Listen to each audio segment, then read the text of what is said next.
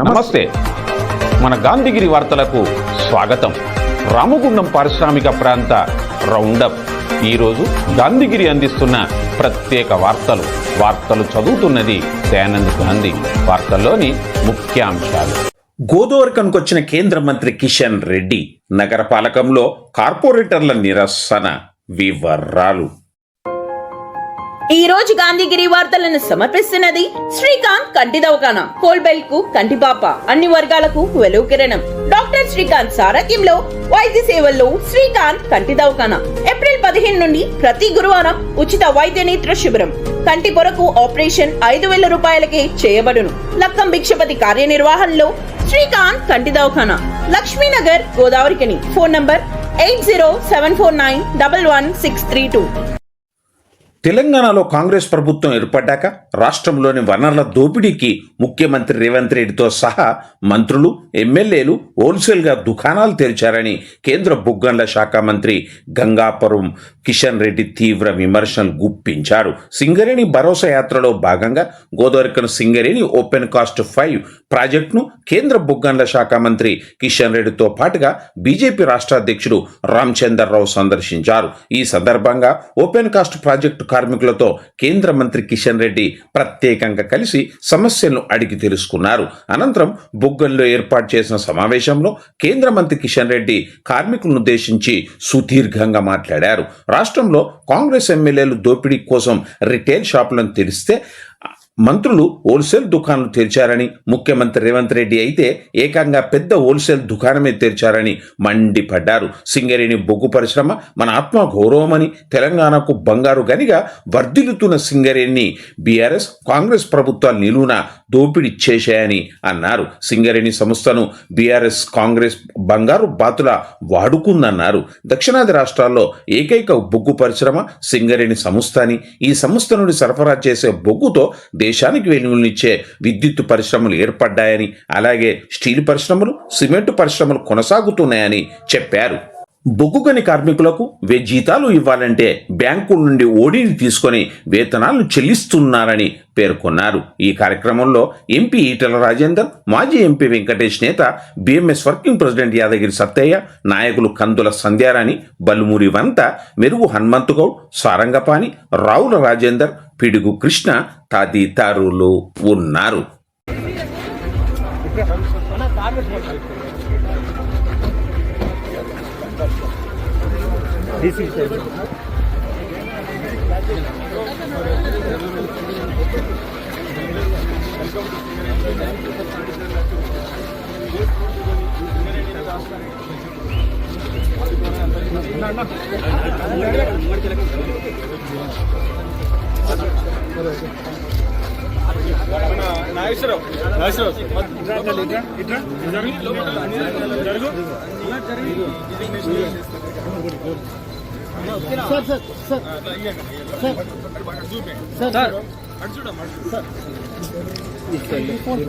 తిరుపతి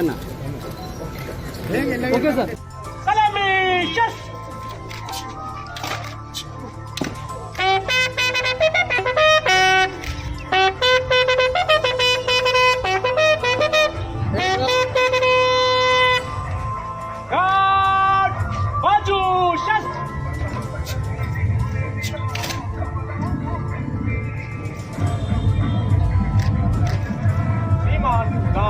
आपका इलेक्शन के लिए हाजिर है.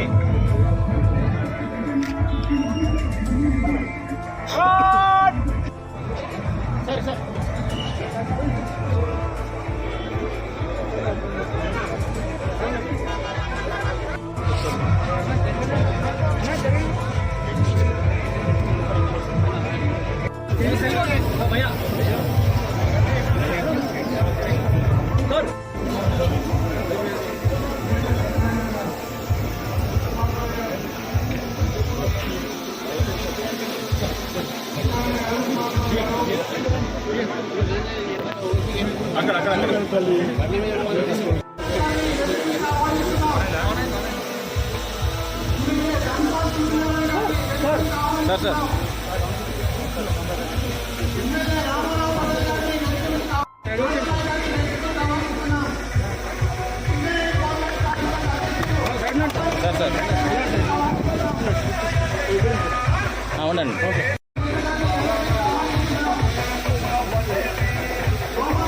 ఖర్చు అవుతున్నాయి, కొత్త రైళ్ల మీద ఖర్చు అవుతున్నాయి, కానీ రాష్ట్ర ప్రభుత్వ పరంగా ఒక రూపాయి కూడా ఖర్చు అవుతలేదు అనేటువంటి చర్చ ఇంతకుముందు కార్యక్రమం చేసింది. ఈ మాట ఎందుకంటే ఇవాళ కేంద్ర ప్రభుత్వం నరేంద్ర మోడీ గారు వారు రెండు మాట చెప్పారు, రాష్ట్రాల అభివృద్ధిలోని దేశ అభివృద్ధి ముడిపడి ఉందని చెప్పి నమ్మిన మహానాయకుడు నరేంద్ర మోడీ గారు.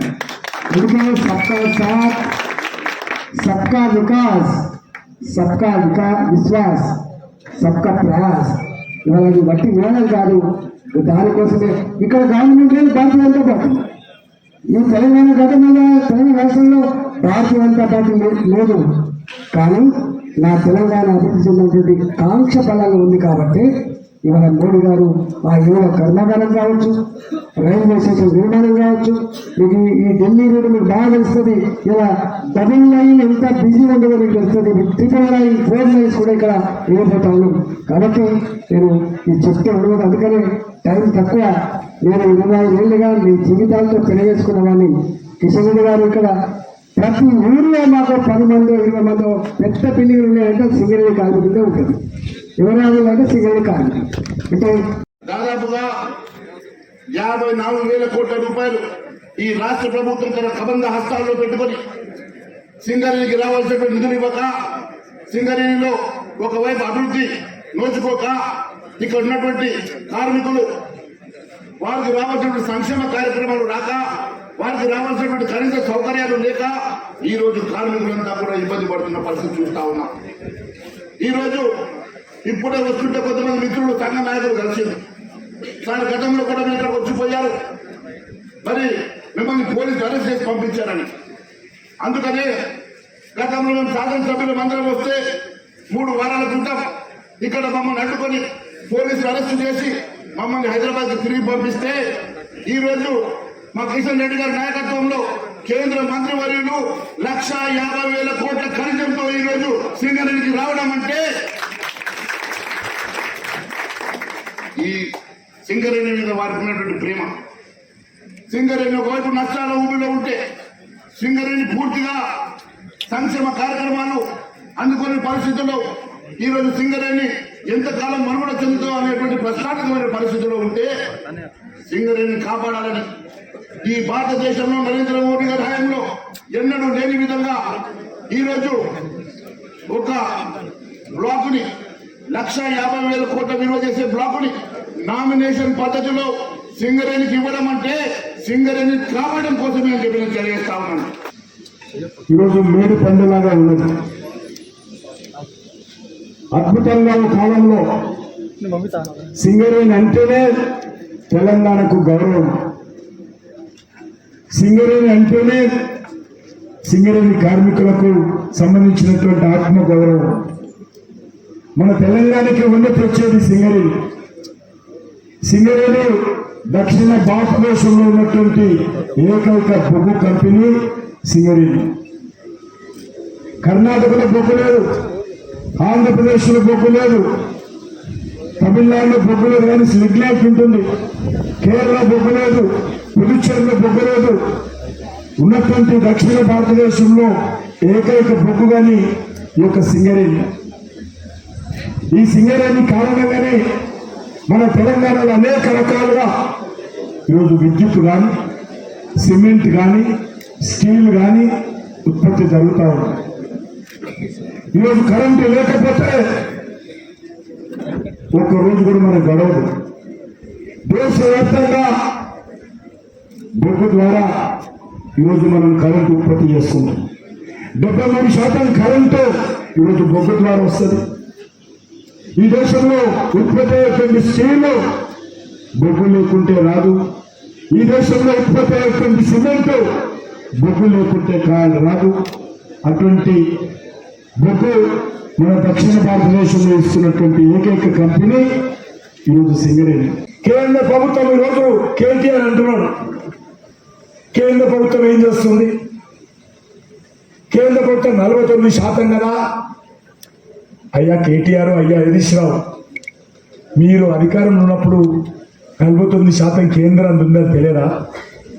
మీరు దోపిడీ చేసినప్పుడు దోపిడీ జరుగుతుందని చెప్పి నేను యాత్ర చేస్తే మీరు ఆ రోజు మాట్లాడలేదు కదా. కాంట్రాక్ట్ కార్మికులకు న్యాయం జరగాలని అసెంబ్లీలో లేవనెత్తితే చాలా వ్యంగ్యంగా కేసీఆర్ ఏం తెలుసా నీకు, ఒక్క కార్మికుడు కాంట్రాక్ట్ కార్మికుడు సింగరేణులు లేరని చెప్పినటువంటి ముఖ్యమంత్రి కేసీఆర్. నేను ఈరోజు మనవి చేస్తాను, సింగరేణిని వీళ్ళొక బంగారు బాతుగా చూస్తున్నారు. టిఆర్ఎస్ పార్టీ బంగారు బాతుగా చూసింది, కాంగ్రెస్ పార్టీ బంగారు బాతుగా చూసింది.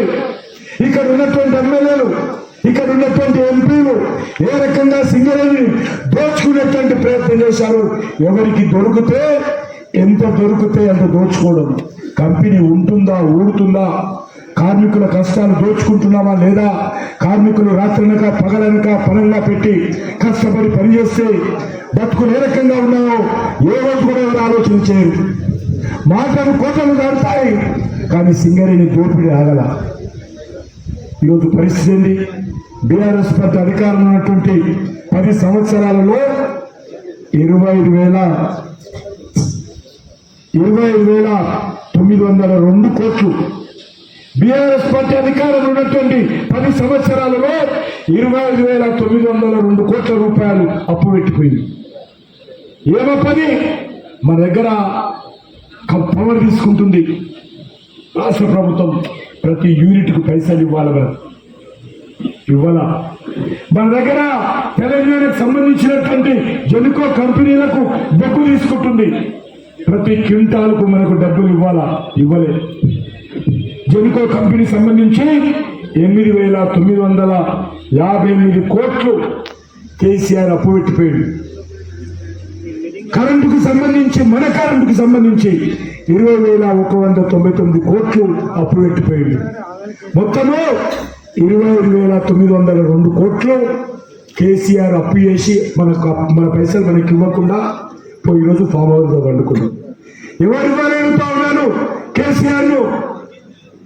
మీ కుటుంబం అంతా ఎమ్మడి ఈరోజు అనేక రాజకీయాలు చేసి ఈ యొక్క కేసీఆర్ ను బ్రష్ మరి ఈరోజు ముఖ్యమంత్రి ఉన్నప్పుడు బ్రష్ పట్టించిపోయారు కదా. 25,000 కోట్ల రూపాయలు కేసీఆర్ మీ హయాంలో అప్పు చేసిపోయావు, ఎవరిస్తారు అడుగుతావు. ఇదే రేవంత్ రెడ్డి, ఇదే కాంగ్రెస్ పార్టీ రాహుల్ గాంధీ ఈ ప్రాంతంలో తిరుగుతూ సింగరేణి గురించి పెద్ద పెద్ద మాటలు మాట్లాడారు.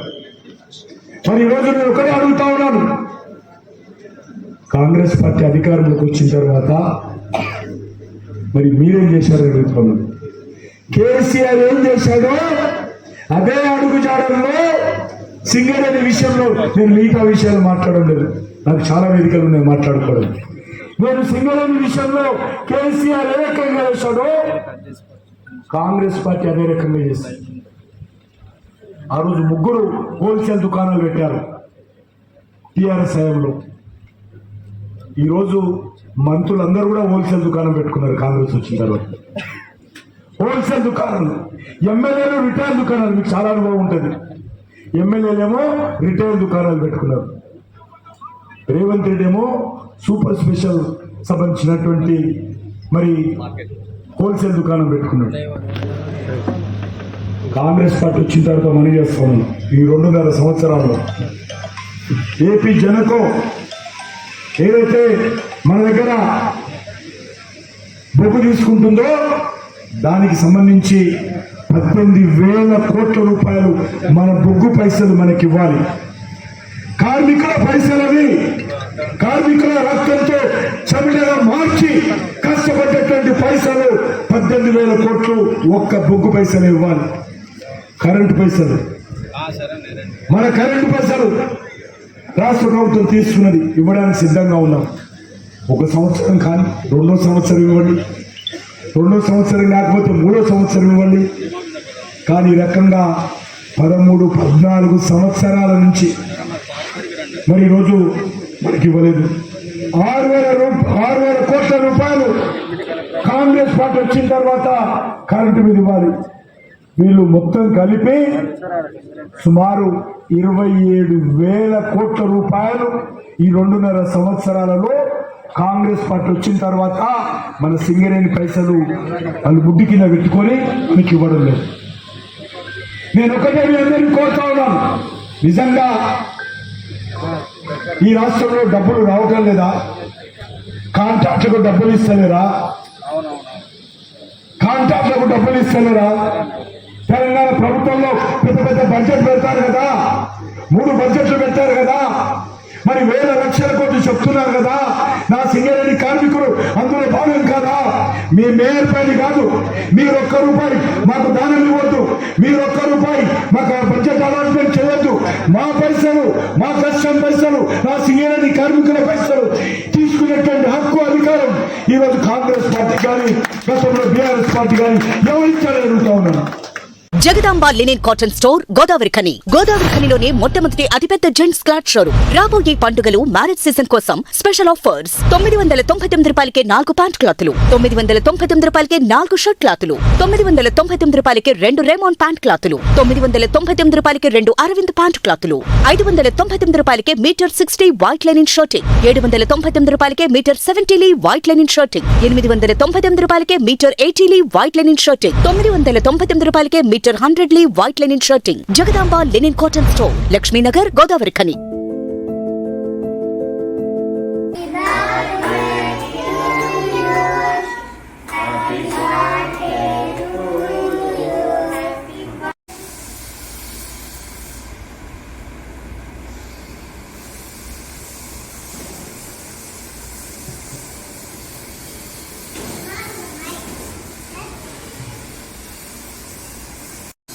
ఈరోజు మా పాఠశాలలో ఎన్టీపీఎస్ అంబేద్కర్ నగర్ పాఠశాలలో జరుగుతున్న కార్యక్రమంలో జ్యోతి గాంధీ ఫౌండేషన్ వ్యవస్థాపకులు శ్రీ దయానంద్ గాంధీ సార్ గారు మా పిల్లలకి స్కూల్ బ్యాగులు అందించబోతున్నారు. పూసాల శ్రీధర్, జర్నలిస్టు పూసాల శ్రీధర్ గారి కుమారుడైన ఆశీష్ చనిపోయారు. తన జయంతి సందర్భంగా స్మరించుకుంటూ ఈరోజు మా పిల్లలకి ఈ బ్యాగులు అందిస్తున్నారు. వాళ్ళ కుటుంబానికి మా పాఠశాల తరఫున ప్రత్యేక కృతజ్ఞతలు మరియు అతని జయంతి సందర్భంగా మేము మా పాఠశాల తరఫున అతన్ని స్మరించుకుంటున్నాము. మరియు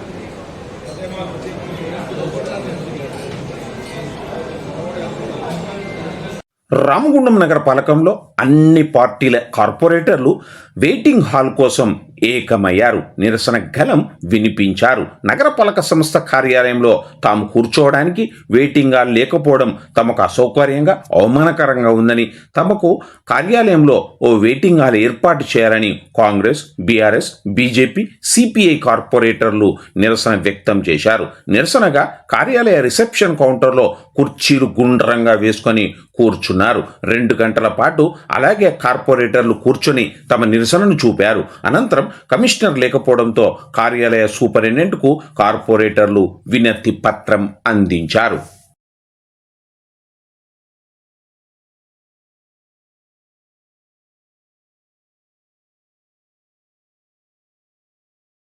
మరొక కార్యాలయం, ఒక వెయిటింగ్ హాల్ అనేది ఉండే, మరి మనం కార్పొరేటర్లు ఎక్కడ ఉన్నామని మన బస్తీ నుంచి కానీ మన డివిజన్ నుంచి కానీ చాలా మంది మన కోసం వస్తారు. ఆ వచ్చిన వాళ్ళు కూడా ఎక్కడున్నారంటే అదే మనం కాడ వెయిట్ చేయాలని చెప్పుకునే సంస్కృతి మనకు ఉండేది. కానీ ఇప్పుడు అటువంటి వెయిటింగ్ హాల్ లేదు. ఇట్టి విషయాన్ని మనం ఫస్ట్ కార్పొరేషన్లో ఏదైతే మన కౌన్సిలింగ్ మీటింగ్ జరిగిందో, కౌన్సిలింగ్ మీటింగ్ రోజు కూడా కమిషనర్ గారికి అలాగే మేయర్ గారికి కూడా మనం అందరం కలిసి విన్నవించుకున్న మాట నిజమే. సో అప్పటి నుంచి ఇప్పటి వరకు కూడా దాని మీద ఎటువంటి చర్యలు లేవు. కాబట్టి ఈరోజు అందరం ఇక్కడ పార్టీలకు అతీతంగా అన్ని పార్టీలకు సంబంధించినటువంటి కార్పొరేటర్లం మరి మనం అందరం ఐక్యతతో ఇక్కడికి వచ్చినందుకు ప్రత్యేకించి అందరికీ ధన్యవాదాలు చెప్తున్నాం. అలాగే ఇప్పుడు మన సోదరుడు కూడా కమిషనర్ గారితో మాట్లాడారు. మరి కమిషనర్ గారు కూడా అందుబాటులో లేము కనుక ఇంతటితో గాంధీగిరి వార్తలు సమాప్తం. నమస్కారం.